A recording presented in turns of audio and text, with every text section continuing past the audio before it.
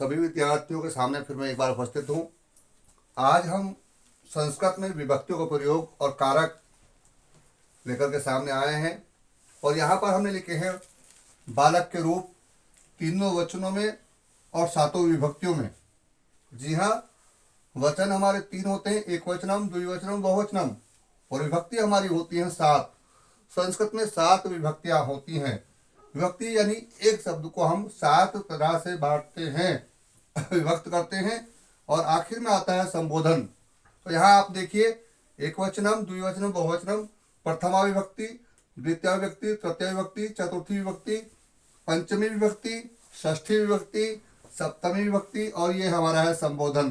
प्रत्येक के सामने तीनों वचनों में हमारी विभक्तियों को लिखा गया है और अंत में हमने लिखा है यहाँ पर विभक्तियों के अनुसार प्रथम विभक्ति में ये शब्द हमारा आता है कर्ता, कर्ता कारक। द्वितीय विभक्ति आती है कर्म कारक, तृतीय विभक्ति आती है करण कारक, चतुर्थी विभक्ति आती है हमारी संप्रदान कारक, और पंचमी विभक्ति में हम बात करते हैं अपदान कारक। षष्ठी विभक्ति में आती है संबंध कारक, सप्तमी विभक्ति में आती है अधिकरण, और जो हमारी संबोधन है उसको हम संबोधन ही कहेंगे, या इसको हम कह सकते हैं प्रथमा। और अष्टमी विभक्ति को हम इसमें कभी कभी हमारे कुछ ज्ञाता जो है वो इसे अष्टमी विभक्ति कहते हैं, लेकिन ऐसा नहीं है।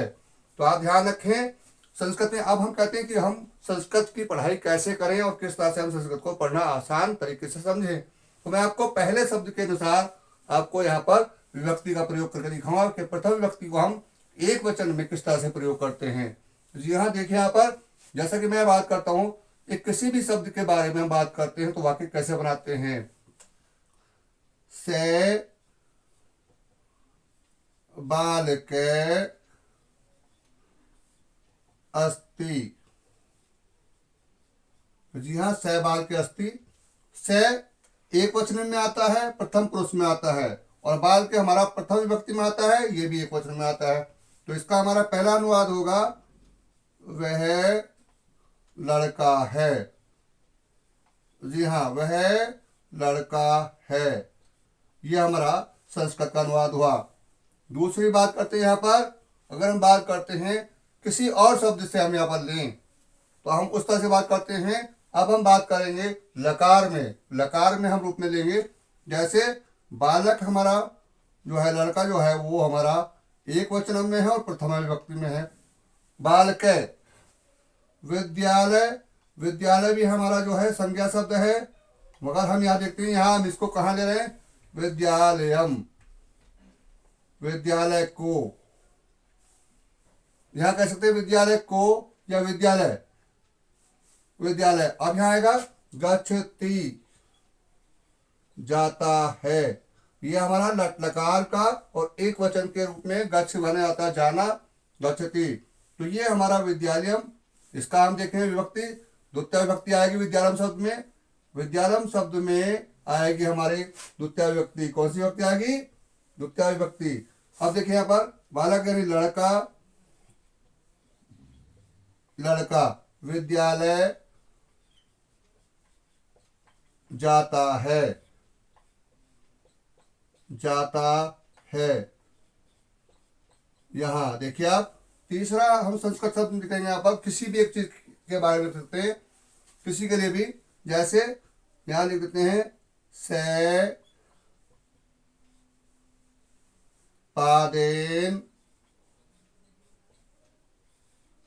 खज्जे अस्ति। आप ध्यान देंगे, हमारी तृतीय विभक्ति में बालकेन आया है, बालकेन, और यहाँ पर हमने जो शब्द दिया है वो दिया पादेन। पाद का अर्थ होता है पैर। से यानी वह, पादेन यहाँ पढ़ेंगे पैर से, इसमें हम पढ़ेंगे पैर, और एन के अर्थ पढ़ेंगे से विभक्ति के अनुसार। और खज कहते हैं लंगड़े को, यानी लंगड़ा, पैर से लंगड़ा है। जी हाँ, ये हमारी तीसरी विभक्ति आ गई। चौथी विभक्ति में देखेंगे हम यहाँ पर, हम एक और वाक्य लेने जा रहे हैं यहाँ पर। चौथी विभक्ति में इधर लेते हैं, यहाँ पर हमारा चौथा वाक्य है यहाँ पर देखिए, वो आएगा त्वम, त्वम यानी तुम, त्वम का अर्थ है तुम, विद्यालये, विद्यालये गच्छ, यहाँ एक हमने गच्छ, त्वम यानी तुम, त्वम का अर्थ है तुम, विद्यालय, विद्यालय को विद्यालय ही लिखेंगे। आप यहाँ पर देखेंगे विभक्ति में किस विभक्ति की बात कर रहे हैं हम बात कर रहे हैं जो एक ही मात्रा हमारी आई सप्तमी विभक्ति। सप्तमी विभक्ति में हमारा एक वचन का जो शब्द है वो है बाल के। इसी तरह से हमने यहाँ पर एक ही मात्रा लगाई है और विद्यालय पे भी एक ही मात्रा लास्ट में हमने लगाई है ये के ऊपर। इसका अर्थ होता है मैं, ए या एसु का अर्थ होता है मैं, तो हम यहाँ इस ए के मध्य में लगाएंगे मैं, विद्यालय में गच्छ का होता है जाओ, जाओ, यहाँ हो गया हमारा त्वम विद्यालय गच्छ, तुम विद्यालय में जाओ, विद्यालय में जाओ। आगे हम नया वाक्य लेते हैं यहाँ पर अस्य के लिए, अस्य के लिए आगे अहम, अहम, अहम पठनाय, पठनाय गच्छामि, गच्छामि, तो हमारे यहाँ शब्द था ये विभक्ति वाला शब्द और यहाँ आएगा पठनाय। यहाँ देखिए आप चतुर्थी विभक्ति बालकाय और यहाँ दिया हमने पठनाय, पढ़ने का अर्थ होता है पढ़ना। अहम, अहम का अर्थ है मैं, पठनाय पढ़ने के लिए। आय का अर्थ जब भी आप देखेंगे आय का प्रयोग होगा यहाँ पर, आय जो आइए पढ़ने के लिए, और गच्छति जाता हूं, जाता हूं, जी हाँ ये इस तरह से हमने लट लकार में प्रयोग किया जाता हूं।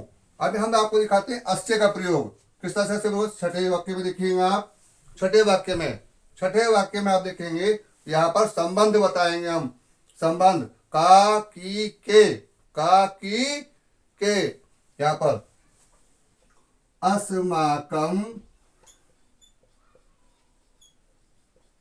विद्यालयस्य, विद्यालयस्य, जी हाँ विद्यालय में हमने आधा से और ये इसको कहते हैं अस्य, यानी अस्य का अर्थ होता है का की के, विद्यालयस्य नामम, किसी भी विद्यालय का नाम हम रख सकते हैं, इंटर कॉलेज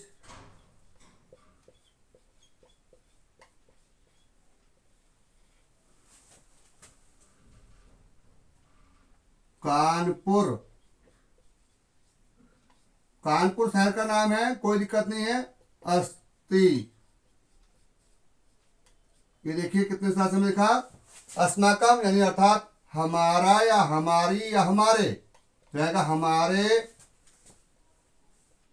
विद्यालय, विद्यालय को विद्यालय लिखेंगे, विद्यालय का नाम, अस्य का है का नाम, इंटर कॉलेज